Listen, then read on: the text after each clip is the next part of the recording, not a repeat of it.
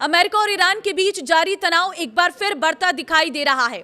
Iran ने युद्ध विराम को लेकर अमेरिका के नए प्रस्ताव का जवाब पाकिस्तान के माध्यम से भेज दिया है, लेकिन अमेरिकी राष्ट्रपति डोनाल्ड ट्रंप ने इसे तुरंत खारिज करते हुए पूरी तरह से अस्वीकार्य बताया है। हालांकि ट्रंप ने साफ नहीं किया है कि प्रस्ताव में ऐसी कौन सी बातें थी जिन्हें अमेरिका मानने को तैयार नहीं है। नमस्कार, मैं हूं आपके साथ ममता तिवारी और आप देख रहे हैं न्यूज़ 18 का डिजिटल प्लेटफॉर्म। ईरान ने कहा है कि वो सिर्फ अस्थायी नहीं बल्कि स्थायी रूप से युद्ध खत्म करना चाहता है। तेहरान की मांग है कि संघर्ष सिर्फ ईरान तक सीमित न रहे बल्कि लेबनान समेत पूरे क्षेत्र में शांति स्थापित हो। ईरान चाहता है कि समुद्री व्यापार और तेल आपूर्ति के रास्तों को सुरक्षा भी सुनिश्चित की जाए।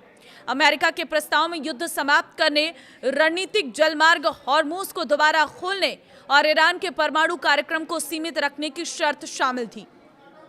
स्ट्रेट ऑफ हॉर्मुज दुनिया में तेल और गैस सप्लाई का सबसे महत्वपूर्ण रास्ता माना जाता है।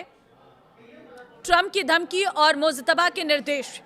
इस बीच ट्रंप ने सोशल मीडिया पर ईरान पर निशाना साधते हुए कहा कि तेहरान पिछले 47 साल से अमेरिका के साथ खेल खेल रहा है, लेकिन अब ऐसा नहीं चलेगा। वहीं संयुक्त राष्ट्र में अमेरिकी राजदूत माइक वॉल्टर्स ने कहा है कि अमेरिका युद्ध दोबारा शुरू करने से पहले कूटनीति को पूरा मौका देना चाहता है।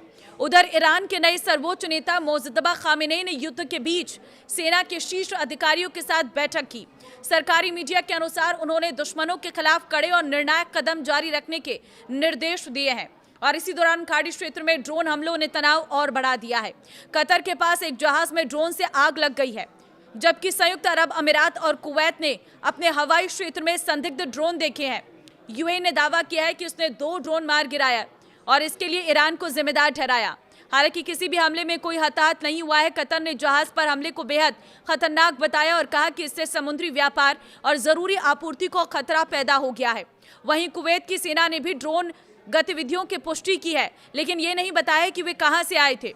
युद्ध के दौरान इराक और सहयोगी संगठन हिजबुल्लाह लगातार ड्रोन हमले करते रहे हैं। ये संघर्ष फरवरी में अमेरिका और इजराइल के संयुक्त हमलों के बाद शुरू हुआ था। ईरान ने यह भी कहा है कि उसके परमाणु ठिकानों की सुरक्षा के लिए सेना पूरी तरह तैयार है। ईरानी सेना के अधिकारियों ने दावा किया है कि उन्हें आशंका है कि विदेशी ताकतें घुसपैठ या हेलीकॉप्टर ऑपरेशन के जरिए संवर्धित यूरेनियम चुराने की कोशिश कर सकती है। संयुक्त राष्ट्र की परमाणु एजेंसी के अनुसार ईरान के पास 60% तक संवर्धित 440 किलोग्राम से अधिक यूरेनियम मौजूद है, जो हथियार बनाने की क्षमता से काफी करीब माना जाता है। इजराइल के प्रधानमंत्री बेंजामिन नेतन्याहू ने कहा है कि जब तक ईरान से संवर्धित यूरेनियम बाहर नहीं निकाला जाता, तब तक ये युद्ध पूरी तरह खत्म नहीं माना जा सकता। उन्होंने दावा किया है कि ट्रंप भी इसी दिशा में कार्रवाई के पक्ष में है।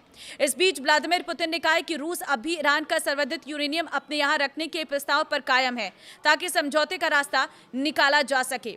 एक और बड़ा विवाद फ्रांस और ब्रिटेन की उस योजना को लेकर सामने आया है जिसमें युद्ध खत्म करने के बाद हॉर्मुज में अंतर्राष्ट्रीय समुद्री सुरक्षा मिशन चलाने की बात कही गई है।